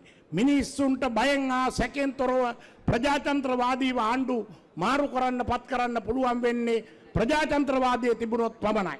ஜனநாயக தன்மை மிளிர்ந்தால் மாத்திரமே இந்த நாட்டிலே பாராளுமன்ற தேர்தல்களை நடத்த முடியும்.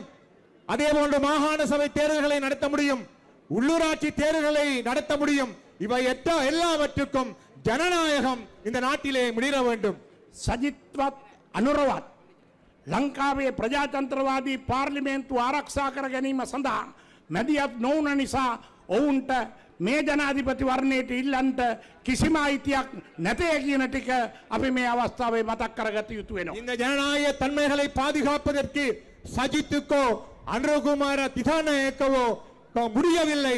அதனால் அவர்கள் இந்த தேர்தலிலே போட்டியிடுவதற்கும் மக்களிடம் வாக்கு கேட்பதற்கும் உரிமையற்றவர்கள் என்பதை நான் இந்த வேளையிலே கூறிக்கொள்ள விரும்புகிறேன். ඒ නිසා ජනතාවගේ පරමාධිපත්‍ය ආරක්ෂා කරපු, ප්‍රජාතන්ත්‍රය ආරක්ෂා කරපු රනිල් වික්‍රමසිංහ 70%කට වඩා වැඩි ජනවරමකින් නැවත වතාවක් රට බාර ගැනීමේ කටයුත්ත කරනවායි කියන ටික මම සඳහන් කරන්න කැමති වෙනවා.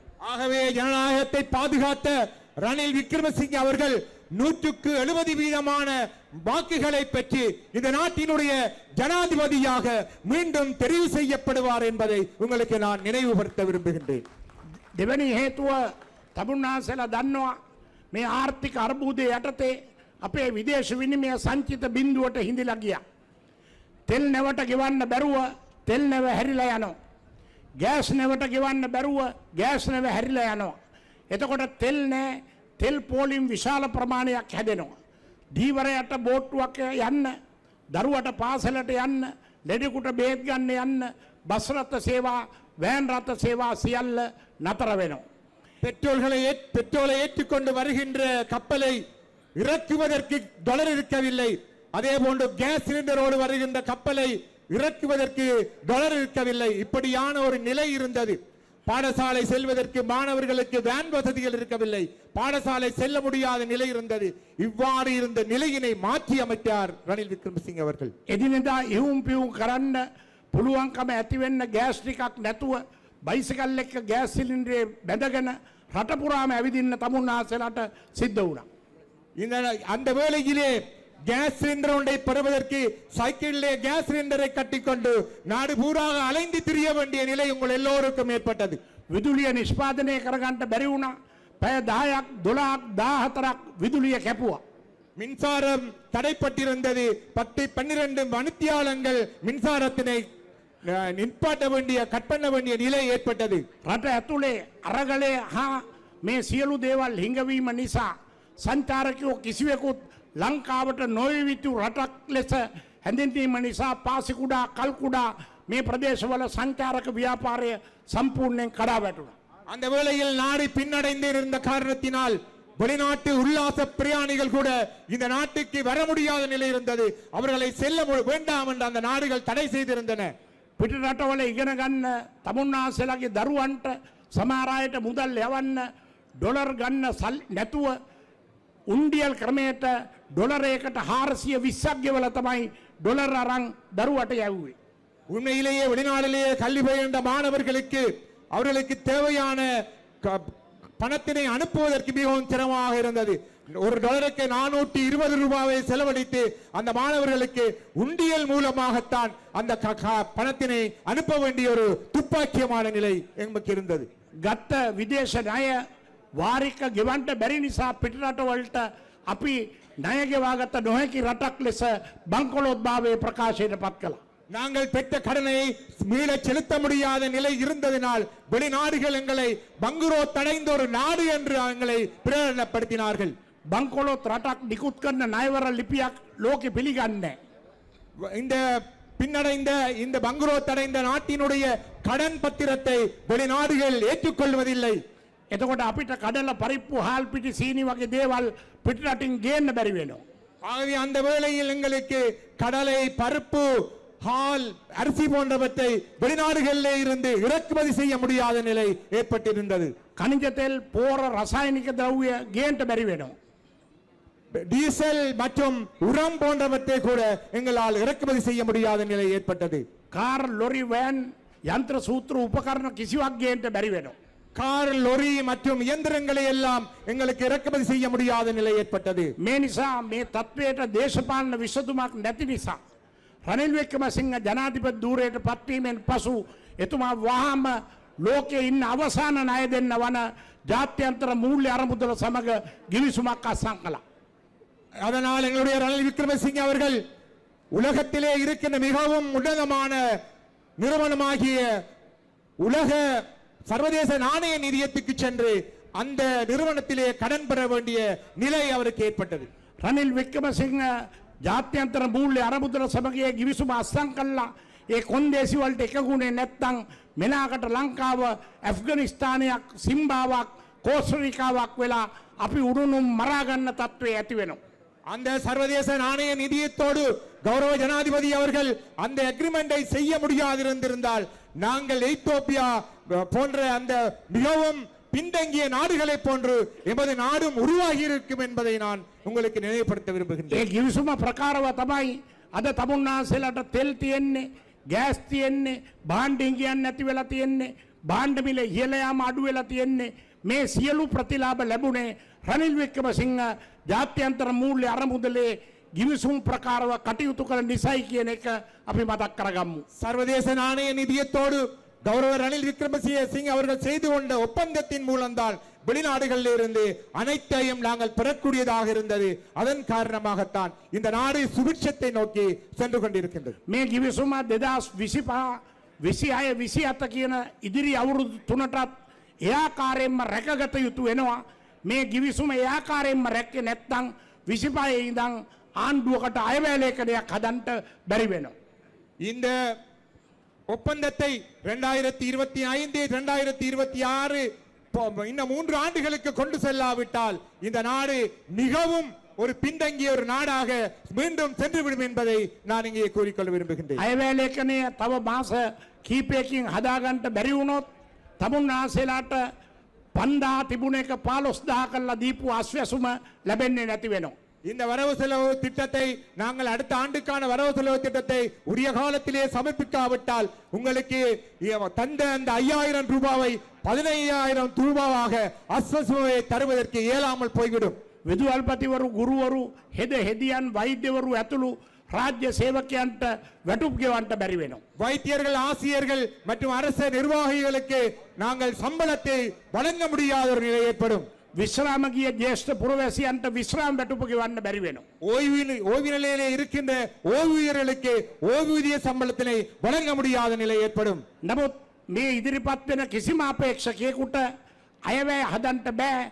රනිල් වික්‍රමසිංහගේ ජාතික වැඩපිළිවෙල අනුව givisagatta කොන්දේසි අනුව කටයුතු නොකළොත් ரணில் விக்ரமசிங்கே அவர்கள் சர்வதேச நிறுவனங்களோடு செய்து கொண்ட அந்த ஒப்பந்தத்தை விடுத்து இந்த வேட்பாளர்கள் எவருக்குமே அதனை செய்ய முடியாது என்பதை நான் இந்த வேளையிலே கூறிக்கொள்ள விரும்புகின்றேன். උදාහරණයක් වශයෙන් ලබන වර්ෂයේදී ලංකාවට අයවැය බදි වෙනවා ඇමරිකානු ඩොලර් මිලියන 50,000ක් ඒ කියන්නේ ඩොලර් බිලියන 5ක් ලබන වර්ෂයට හිඟ වෙනවා කියලා පුරෝකතරය කළා තියෙනවා. அடுத்த ஆண்டு வரவு செலவு திட்டத்திலே பில்லியன் அமெரிக்க டாலர் 5000க்கும் அதிகமான மில்லியன் அமெரிக்க டாலர்கள் துண்டுவிடும் தொகையாக விடும் என்பதை இங்கே குறிப்பிட்டிருக்கின்றார்கள். සමස්ත ලංකාව සතුව තියෙන්නේ විදේශ විනිමය වත්කම් ප්‍රමාණය සංචිත 5.6යි. அந்த அடிப்படையிலே 5.5 வீதமான வளர்ச்சி தான் எங்களுக்கு இருக்கின்றது. අපිට ලබන අවුරුද්දට 5ක් බදි වෙන එකට ජාත්‍යන්තර මූල්‍ය අරමුදල එක්ස්ටෙන්ඩඩ් ෆන්ඩ් ෆැසිලිටි කියලා දෙනවා මිලියන 663ක්. அடுத்த ஆண்டு SNN என்ற அந்த திட்டத்தின் கீழ் மில்லியன் 600 சொச்சம் டாலர்ஸ் எங்களுக்கு கிடைக்க இருக்கின்றது. 63ක්. අයවැය ලේඛනයේ හැදීම සඳහා ලබන අවුරුද්දේ IMF එක දෙනවා බජටරි සපෝට් කියලා ඇමරිකානු ඩොලර් මිලියන 700ක්. அதே போன்று IMF அமெரிக்கன் டாலர் 4000 டாலர்ஸ் எங்களுக்கு தர இருக்கின்றது. IMF ලෝක බැංකුව පොරොන්දු වෙලා තියෙනවා 400ක් දෙන්න. உலக வங்கி அதே போன்று 4000 டாலர்களை தருவதற்கு 4000 மில்லியன் டாலர்களை தருவதற்கு உடன்பட்டு இருக்கின்றது. ඒෂියන් ඩෙවලොප්මන්ට් බැංක් එක පොරොන්දු වෙලා තියෙනවා 300ක් දෙන්න මිලියන. ஆசிய அபிவிருத்தி வங்கியும் அதே போன்று பணத்தினை தருவதற்கு முன்வந்து இருக்கின்றது. 2027 ඉවර වෙනකන් ණය ගෙවන්න නැති නිසා ණය සහනයක් ලැබෙනවා අපිට 3655ක. 2027 ஆண்டு வரை எங்களுக்கு அந்த கடன் தொகையினை செலுத்த முடியாத நிலை ஏற்படுவதனால் அதற்காகவும் எங்களுக்கு 3000 டாலர் எங்களுக்கு கிடைக்க இருக்கின்றது. මම අභියෝග කරනවා මේ නැගෙනහිර පළාතේ ඉඳන් පුළුවන් නම් සජිත් ප්‍රේමදාසට කියන්න කියලා 2025 අයවැය හදන්න සල්ලි හොයාගන්න ආකාරය ඉලක්කම් වලින් පුළුවන් නම් කියන්න කියන අභියෝගය මම අද නැගෙනහිර පළාතෙන් කරනවා. நான் இந்த கிழக்கு மாகாணத்திலே இருந்து கூறுகின்றேன், சஜித் பிரேமதாஸ் அவர்களுக்கு அடுத்த ஆண்டு வரவு செலவு திட்டத்தை உங்களால் தீட்ட முடியுமா? இந்த செயல் திட்டங்கள் இல்லாமல் உங்களால் அதனை நடைமுறைப்படுத்த முடியுமா என்று உங்களிடம் நாம் கேட்க விரும்புகின்றேன். සජිත් ප්‍රේමදාස කියන්න ඕනේ රනිල් වික්‍රමසිංහ අස්සම් කරලා තියෙන IMF එකේ 663 ගන්නවද? 700 මිලියන ගන්නවද? වර්ල්ඩ් බැංක් එකේ 400 ගන්නවද? 300 ගන්නවද? එතකොට නියම කරලා තියෙන නියමයන් ඒ ආකාරයෙන් ඉෂ්ට කරනවද නැද්ද කියලා කියන්න බැරි නම් කවුරු ආණ්ඩුව ගත්තත් ඒ ආණ්ඩුව තියාගන්න පුළුවන් වෙන්නේ සති දෙකක් නැත්නම් මාසයක් විතරයි. මුළු රටම කඩාගෙන වැටෙනවා. මේ ගෙනාපු තෙල් ටික විතරයි තෙල් නැති වෙනවා. ගෑස් ටික විතරයි ගෑස් නැති වෙනවා. සංචාරකයන් නැති වෙනවා. විදුලිය නැති වෙනවා. නැවත වතාවක් මේ ඇති වෙච්ච තත්ත්වය රටේ නිත්‍ය උරුමයක් වෙන එක වළක්වා ගන්න නම් 21 වෙනිදාට ගෑස් සිලින්ඩරයට කතිර ගහලා රනිල් වික්‍රමසිංහගේ ජයග්‍රහණය විජයග්‍රහණයක් කරන්නට කියලා මම ඉල්ලා සිටිනවා. ஆகவே ரணில் விக்ரமசிங்கே அவர்களுடைய வெற்றிக்கு நீங்கள் எல்லோரும் பாடுபடுங்கள். எதிர்வருகின்ற 21ஆம் தேதி கேஸ் சிலிண்டர் சின்னத்துக்கு வாக்களித்து அவரை வெற்றியடைய செய்யுங்கள். சஜித் பிரேமதாசவால் இத்தகைய செயல் திட்டங்களை நடைமுறைப்படுத்த முடியாது. அப்படி அவர் ஆட்சி அமைத்தாலும் 2 கிழமைகளுக்கு மாத்திரமே அவருடைய ஆட்சி தொடரும். அவரால் முடியாது என்பதை மாத்திரம் அவருக்கு கூறிக்கொள்ள விரும்புகின்றேன். එතුමා ඒ අනුව තමයි අපේ විශේෂඥ කමිටුවක් දාලා මේ රටේ දීර්ඝ කාලයක් පැවතුණු රාජ්‍ය සේවකයන්ගේ වැටුප් විෂමතාවය ඉවත් කරන්න මේ අයවැයලේඛනයට ඇතුල් කළා.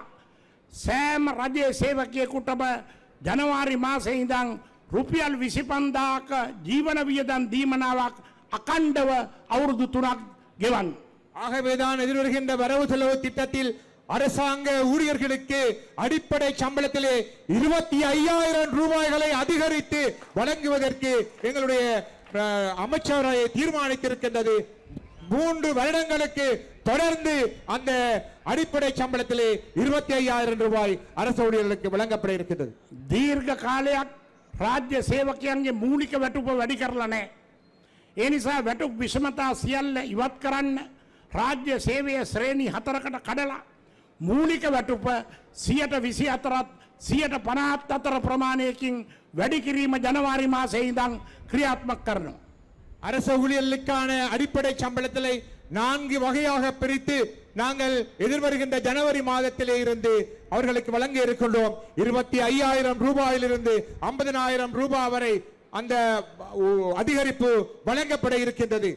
රුපියල් 25,000ක මාසික දීමනාව වැඩිවීමත් වැටුප් වැඩිවීමත් දෙක එකතු වීම නිසා රජයේ 15ම ශ්‍රේණියේ ඉන්න කම්කරුවට කාර්යාල කාර්ය සහායකයට සියලුම රාජ්‍ය සේවකයන්ගේ අවම වැටුප ලංකා ඉතිහාසයේ පළවෙනි වතාවට රුපියල් 55,000ට වැඩි වෙනවායි කියන ටික මම තමුන්නාසලාට සාතික වෙනවා. சாதாரண அரசாங்க ஊழியர்களுக்கு வரலாற்றிலே முதல் தடவையாக அடிப்படை சம்பளத்தினை அதிகரிப்பதன் மூலம் வரலாற்றில் முதல் தடவையாக அவர்கள் மொத்தமாக 55,000 ரூபாயை ஒரு சாதாரண தொழிலாளி பெற்றுக்கொள்ள முடியும் அடுத்த ஆண்டு ஜனவரி மாதத்திலே இருந்து. සජිත් ඒක කරන්න බැරි.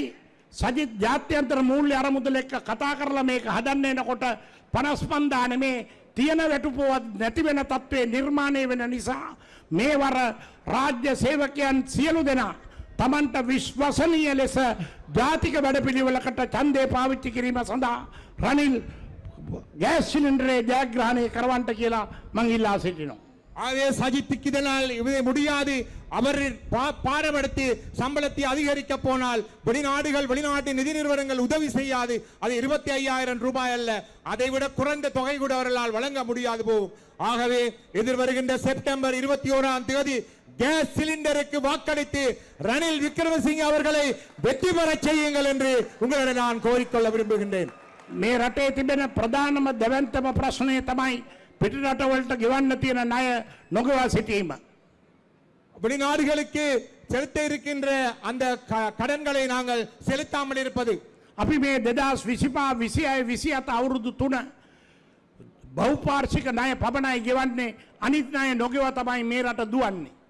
நாங்கள் அவசியமான கடன்களை மாத்திரம்தான் மீண்டும் வழங்கி இருக்கின்றோம். மிகுதியான பணத்தில் தான் இந்த நாட்டை நாங்கள் முன்னெடுத்து செல்லுவோம். ඒ සඳහා රනිල් වික්‍රමසිංහ නායකතුමා ලෝකේ තමන් සතු අත්දැකීම් පළපුරුද්දා විශ්වසනීය භාවය පාවිච්චි කළා. ජපානය, ප්‍රංශය සහ ඉන්දියාව සමග ලංකාවේ ණය කමිටුවක් ඇති කරලා ලෝකේ රාජ්‍ය නායකයෝ සියලු දෙනා සමග සාකච්ඡා කළා. පැරිස් ආධාර කණ්ඩායම සමගත්, ඉන්දියාව සමගත්, ජපානයේ සමගත් මේ රටවල් වල ණය ගෙවන ආකාරය පිළිබඳ විදේශ ණය ප්‍රතිව්‍යුහගත කරන ගිවිසුම් වලට අත්සන් කළා ඉවර කළා තියෙන්නේ ලංකා ආණ්ඩුව වෙනුවෙන්. இலங்கை அரசாங்கத்தின் சார்பிலே பல சர்வதேச நிறுவனங்களுடனும் ஜப்பான், சீனா, இந்தியா போன்ற நாடுகளுடனும் கதைத்து அவர்களுடைய ஆலோசனைகளை பற்றி பல்வேறு ஒப்பந்தங்களை செய்து முடித்திருக்கின்றார். இந்த நாட்டை வளமான ஒரு நாடாக இட்டு செல்வதற்கு கௌரவ ரணில் விக்ரமசிங்க அவர்கள் ජාත්‍යන්තර මූල්‍ය අරමුදලත්, චීනයත්, ජපානයත්, ඉන්දියාවත්, ප්‍රංශයත් මේ රටවල් සියල්ල එකතු වෙලා අත්සන් කරලා තියෙන ගිවිසුම් අනුව අපි පාර්ලිමේන්තුවේ මේ වැඩපිළිවෙල ක්‍රියාත්මක කිරීම සඳහා 55ක් නීතියක් බවට පත් කරලා තියෙනවා. நாங்கள் இந்த திட்டங்களை செயல்படுத்துவதற்காக பாராளுமன்றத்திலே 55 சட்டமூலங்களை நாங்கள் உருவாக்கி இருக்கின்றோம். பாராளுமன்றத்திலே මීට ඉස්සෙල්ලා සල්ලි අච්චු ගැහුව ආණ්ඩු සල්ලි අච්චු ගහන්න බැරි වෙන වෙච්ච මහා බැංකුවේ නව පනතක් පාස් කළා. நாங்கள் தேவையான நேரத்திலே பணத்தை அச்சடிப்பதற்கான அந்த முறையினை நிறுத்தி நாங்கள் அதற்கான சட்டமூலத்திலேயும் பாராளுமன்றத்திலே நிறைவேற்றி இருக்கின்றோம். මේක කලින් ඕනේ විදියට ණය ගන්න පුළුවන්. දැන් එහෙම ණය ගන්න බැරි වෙන්න රාජ්‍ය ණය කළමනාකරණ පනත සම්මත කළා. நாங்கள் நினைத்த வேளையிலேயே கடன் பெற முடியாது அந்த நிலை இருந்தது. இப்பொழுது நாங்கள் அவற்றை மிகவும் கவனமாக அந்த திட்டங்களை செயல்படுத்தி வருகின்றோம். අයවැය ලේඛනයට විකාර රූපී දේවල් දාන්න බෑ මූල්‍ය කළමනාකරණ පනතක් සම්මත කළා. நாங்கள் அதற்காக அந்த பணம் தொடர்பான சட்டமூலத்தையும் பாராளுமன்றத்தில் நாங்கள் இயற்றி இருக்கின்றோம். විටින් විට ප්‍රතිපත්ති වෙනස් කරන්නට බෑ. හදිසියේ ඒ සඳහා ජාතික ප්‍රතිපත්තියක් හදන්න ආර්ථික පරිවර්තන පනතක් සම්මත කළා. நாங்கள் அதே போன்று அபிவிருத்தி தொடர்பாக அந்த சட்டங்களையும் பாராளுமன்றத்திலே நிறைவேற்றி இருக்கின்றோம். රාජ්‍ය අංශයටවත් පුද්ගලික අංශයටවත් දේශපාලනඥයන්ටවත් කාටවත් හොරකම් කරන්න බැරි වෙන්නත් හොරු අල්ලන්න පුළුවන් වෙන්නත් ඇන්ටි කරප්ෂන් ඇක්ට් එක දූෂණ විරෝධී පනතක් සම්මත කළා.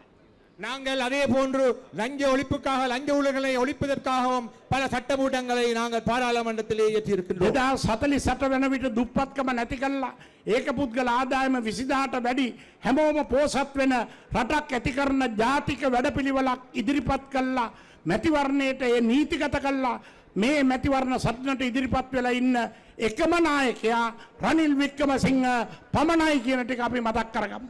எதிர்கால சுபிட்சத்தோடு எதிர்கால நல்ல திட்டங்களோடு இந்த நாட்டை வழிநடத்தக்கூடிய ஒரே தலைவர் ரணில் விக்ரமசிங்க மாத்திரம்தான் என்பதை இந்த வேளையிலே நான் நினைவுபடுத்த விரும்புகின்றேன். ඒ නිසා කලපුරුද්ද පළපුරුද්ද සහිත පස්වරක් මේ රටේ අග්‍රාමාත්‍ය ධූරය දරපු වර්තමාන ජනාධිපති රනිල් වික්‍රමසිංහ මැතිතුමාට නැවතත් රට බාර දීම සඳහා ගෑස් සිලින්ඩරේ විජයග්‍රහණයට නැගෙනහිර ජනතාව අත්වැල් බැඳගෙන දායක වෙන්න කියන ආරාධනය කරමින් සැමට සුබ වේවා කියලා මගේ වචන ටික අවසන් කරනවා. எல்லாம் வல்ல இறைவனுக்கு நன்றி கூறிக்கொண்டு இந்த தேர்தல் பிரச்சார கூட்டத்திற்கு வருகை வந்திருக்கின்ற தமிழ் மக்கள் விடுதலை புலிகள் கட்சியின் தலைவரும் கிராமிய வீதிகள் அபிவிருத்தி ராஜாங்க அமைச்சரும் கிழக்கின் முதலமைச்சரும் என்றும் கிழக்கின் தலைவருமான கௌரவ சிவனேசதுரை சந்திரகாந்தன் அவர்களையும் இங்கு வருகை வந்திருக்கின்ற என்றும் அன்புக்குரிய கௌரவ சிவனேசதுரை சந்திரகாந்தன் அவர்கள் ஊடான அபிவிருத்தி பணிகளுக்கு வழிகளை திறந்துவிட்டு பக்கதுணையாக நிற்கின்ற போக்குவரத்து நெடுஞ்சாலைகள் ஊடகத்துறை அமைச்சர் என்றும் அன்புக்குரிய கௌரவ பந்துல குணவர்த்தன் அவர்களே, தமிழ் மக்கள் விடுதலை புலிகள் கட்சியின் கௌரவ தலைவர் பணிக்குழு உறுப்பினர்களே, செயற்குழு உறுப்பினர்களே, இங்கு வருகை வந்திருக்கின்ற என்றும் தமிழ் மக்கள் விடுதலை புலிகள் கட்சியின் போராளிகளான உங்கள் அனைவரையும் விழித்தவனாக இன்று எமது நாட்டின் மிக முக்கியமான தீர்மானத்தை எடுக்கின்ற இந்த நாட்டை ஆளுகின்ற தலைவரை தீர்மானிக்கின்ற பொறுப்புமிக்க சூழலில் தமிழ் மக்கள் விடுதலை புலிகள் கட்சியினால் ஏற்பாடு செய்யப்பட்டு மிக பிரம்மாண்டமாக மட்டக்களப்பில் கல்லடி சிவானந்தா விளையாட்டு தேசிய மைதானத்தில் இடம்பெற்றுக் கொண்டிருக்கின்ற இந்த பிரச்சார கூட்டமானது நாட்டின் தலைவராக நாட்டை ஆளக்கூடிய வல்லமை மிக்கவராக ரணில் விக்ரமசிங்க அவர்களை ஆதரிக்கின்ற இந்த கூட்டத்தில் தலைமையுரை ஆற்றுவதனையிட்டு பெருமை அடைகின்றேன். நான் வருகின்ற போது எனது மிக நெருங்கிய நண்பர் காத்தான்குடியின் பிரபல வர்த்தகர் ஒருவர் கேட்டார், கடந்த காலங்களில் மஹிந்த ராஜபக்ஷ அவர்களுக்கும் அவருடன் இந்த கட்சிக்கும் தேர்தல் பிரச்சாரங்களை நடத்தினீர்கள். நாமல் ராஜபக்ஷ அவர்கள் உங்களது நண்பர், கௌரவ பிள்ளையான் அவர்களின் நண்பர். ஆனால் இம்முறை ஏன் ரணில் விக்ரமசிங்க அவர்களுக்கு பிரச்சார கூட்டத்தை நடத்துகின்றீர்கள்? யாரும் முன்வர முன்பு உங்களது தலைவர் ரணில் விக்ரமசிங்க அவர்களுக்கு ஆதரவு வழங்கி வெளியிட்டிருந்தார் என்று கேட்டிருந்தார். நல்ல கேள்வி. அதற்கு தெளிவான பதிலினை அவரிடமும் சொல்லியிருந்தேன், இங்கும் சொல்ல வேண்டும். 2008 வருடம் தமிழ் மக்கள் விடுதலை புலிகள் கட்சி ஆரம்பிக்கப்பட்ட போது கிழக்கு மாகாணத்தை கைப்பற்றி தமிழ் மக்கள் விடுதலை புலிகள் கட்சியின் தலைவர் கௌரவ சிவனேஸ்வரி சந்திரகாந்தன் அவர்கள் கிழக்கின் முதலமைச்சராக கிழக்கு மாகாணத்தில் யுத்தம் மௌனிக்கப்பட்டு கிழக்கு தமிழர்கள் அனாதரவாக அரசியல் அதிகாரத்திற்காக மாற்று சமூகத்திடம் மண்டியிட்ட போது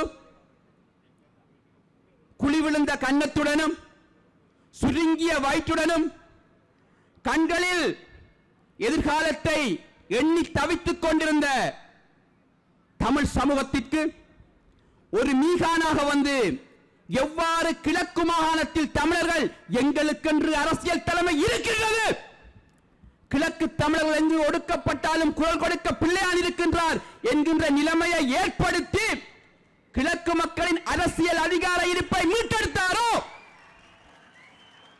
அதே போன்று இன்று நாடு பொல்லாத நெருக்கடியில் வாடுகின்ற போது கேஸுக்காக எரிபொருளுக்காக நாளாந்தம் வாழ்வாதாரத்திற்காக மக்கள் அல்லல்பட்டுக் கொண்டிருந்த போது அந்த மக்களை மீட்டெடுத்த தலைவர் ரணில் விக்ரமசிங்க அவர்களுக்காக ஆதரவு தெரிவிக்கின்றோம். நாங்கள் இன்றும் சொல்கின்றோம், என்றும் சொல்வோம், மஹிந்த ராஜபக்ஷ அவர்கள் நண்பர், நாமல் ராஜபக்ஷ அவர்கள் நண்பர். நண்பருக்காக நாங்கள் வாக்கு கேட்க வேண்டிய தேவையில்லை. அன்று மஹிந்த ராஜபக்ஷ அவர்கள் இணைந்து இனக்காட்சி நடத்திய போது கிழக்கு மாகாணத்தில் பார்க்கின்ற பக்கங்களில் எல்லாம் வீதிகளையும் வீடுகளையும் மலசல கூடங்களையும் பாதைகளையும் புனரமைத்து கௌரவ தலைவர் சிவனேஸ்வரி சந்திரகாந்தன் அவர்கள் இனக்காட்சியில் மிக உன்னதமான பணியை மக்களுக்கு வழங்கியிருந்தார். ஆனால் இன்று நாடு எதிர்நோக்கின்ற நிலைமையில் நண்பர்களுக்காக உறவினர்களுக்காக வாக்கு கேட்பதற்கு அப்பால் இந்த நாட்டிற்கு நல்லதொரு தலைவர் தேவை. தற்காலத்தில் இந்த நாட்டை ஆளக்கூடிய சர்வதேச கொள்கையுடன் இணங்கி நடக்கக்கூடிய இந்த நாட்டில் மக்களின் வறுமையினை போக்கக்கூடிய தலைவர் ரணில் விக்ரமசிங்க அவர்கள்தான். ஆகவே அதனை தமிழ் மக்கள் விடுதலை புலிகள் கட்சி சரியாக செய்து கொண்டிருக்கின்றது. நாங்கள் அரசியல் ஆசனத்திற்காக தமிழ் மக்கள் விடுதலை புலிகள் கட்சியினை கௌரவ தலைவர் சிவனேஸ்வரி சந்திரகாந்தன் ஆரம்பிக்கவில்லை. நொந்து போயிருக்கின்ற வேதனையில் வாடிக்கொண்டிருக்கின்ற யுத்தத்தின் விளிம்பிலிருந்து மீள தவித்துக் கொண்டிருக்கின்ற எமது கிழக்கு தமிழர்களையும் கிழக்கு தமிழச்சிகளையும் தலைமிந்து வாழ வைப்பதற்காக ஆரம்பிக்கப்பட்ட கட்சி தமிழ் மக்கள் விடுதலை புலிகள் கட்சி. எமது மக்கள் பசியுடன் வாடிக்கொண்டிருக்க, எமது மக்கள் அல்லற்பட்டுக் கொண்டிருக்க, எமது மக்கள் அடுத்த வேளை உணவுக்காக கையேந்தி கொண்டிருக்க, வீடு இல்லை, வீதிகள் இல்லை, மலசல கூடம் இல்லை, குடிநீர் இல்லை என்று ஏங்கிக் கொண்டிருக்க, சொகுசாக அரியாசனத்தை அலங்கரித்துக் கொண்டு குளிரூட்டப்பட்ட வாகனத்தில் செல்பவர் அல்ல எங்களது பிள்ளையாளர் அவர்கள். எமது மக்களுக்காக தீர்க்கமான முடிவெடுத்தார். நல்லாட்சியிலேயும் சொன்னோம், மைத்திரிபால சிறிசேன ஐயாக்கு வாக்களிக்காதீங்க என்று சொன்னோம். கேட்கல. வாக்களித்ததன் விளைவு ஏப்ரல் குண்டுவெடிப்பு. இன்று சொல்கின்றோம், ஸ்ரீலங்கா முஸ்லிம் காங்கிரஸ் சொல்லி இருக்கின்றது, சஜித்தையாவிடம் ஒரு ஒப்பந்தம் கையெழுத்திட்டு இருக்கின்றார்களாம். நாடு வங்குரோத்தில் இருந்த போது, நாட்டை பொறுப்படுங்கள் என்ற போது கங்கணம் கட்டி ஓடியவர்கள் எல்லாம் இன்று நாட்டை தாருங்கள் என்று கேட்கின்றார்கள். அது தொடர்பாக எனக்கு பின்னால் அழகாக பேசுவார்கள். சஜித் பிரேமதாஸ் அவர்கள் வந்தால் இஸ்லாமிய சகோதரர்களை கிழக்கு மாகாண ஆளுநராக்க வேண்டும் என்கின்ற கோரிக்கையினை முன்வைத்திருக்கின்றார்களாம்.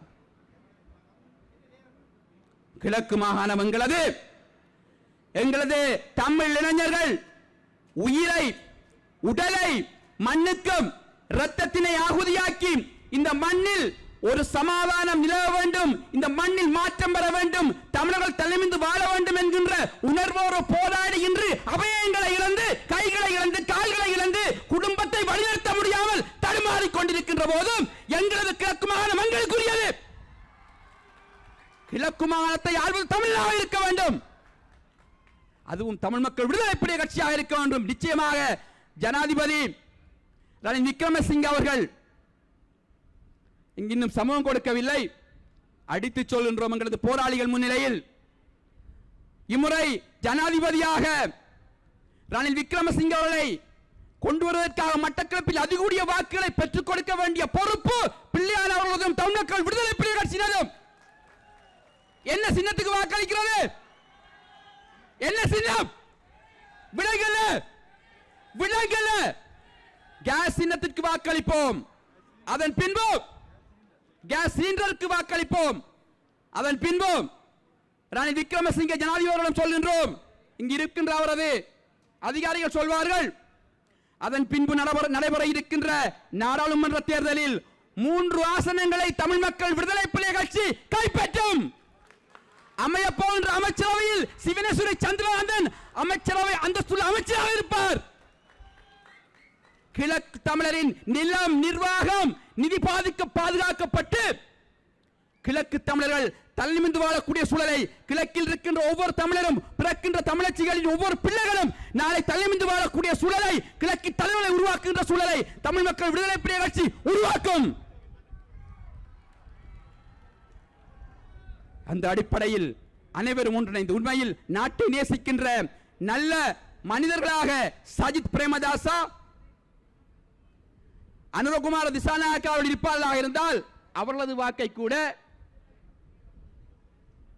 ரணில் விக்ரமசிங்கே அவர்களுக்கு வாக்களிக்க வேண்டும்.